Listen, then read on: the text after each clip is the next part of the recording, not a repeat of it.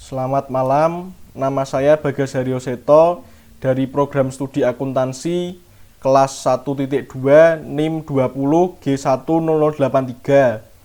Di sini saya akan menjawab pertanyaan dari video kelima. Nomor 1, jelaskan pendapat narasumber tentang pernyataan kematian. Mendorong seseorang untuk hidup sempurna.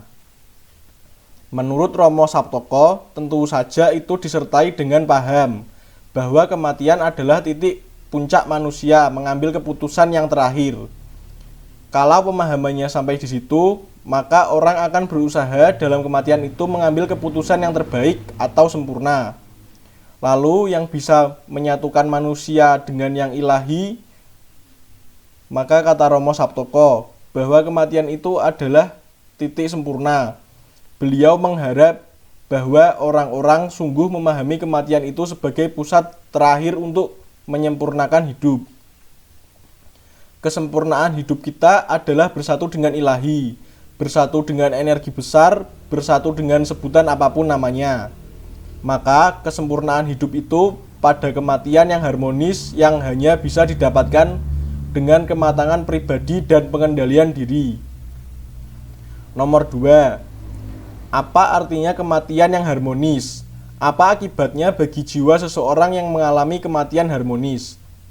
Menurut Romo Saptoko, kematian yang harmonis itu berarti orang yang meninggal secara harmonis atau jiwa dan raganya siap untuk meninggal dunia.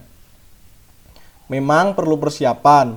Persiapan mulai dari hidup saat ini, hidup di dunia ini diusahakan hidup yang harmonis, hidup yang penuh dengan kasih. Menurut Romo Saptoko itu penting. Tidak ada dendam, tidak ada musuhan, tidak ada iri hati, tidak ada macam-macam yang membuat hati tidak tentram, tidak damai.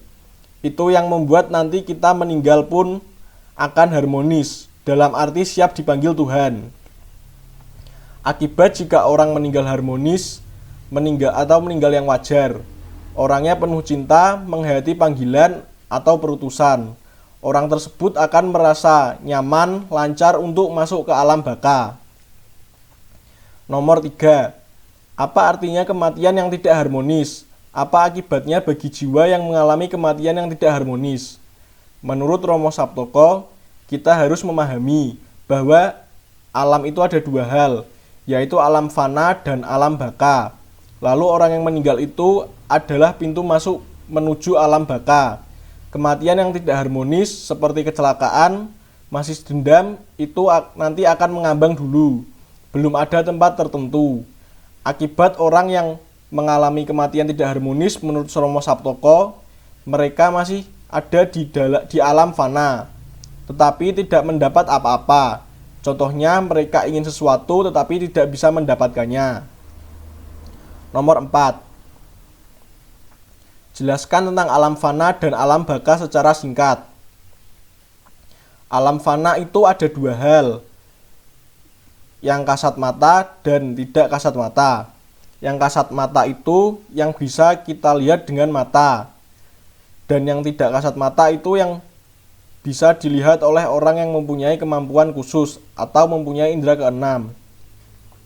Dalam surat Paulus yang kedua kepada jemaat di Korintus, sebab selama masih diam di dalam kemah ini, kita mengeluh oleh beratnya tekanan, karena kita mau mengenakan pakaian yang baru itu tanpa meninggalkan yang lama, supaya yang fana itu ditelan oleh hidup.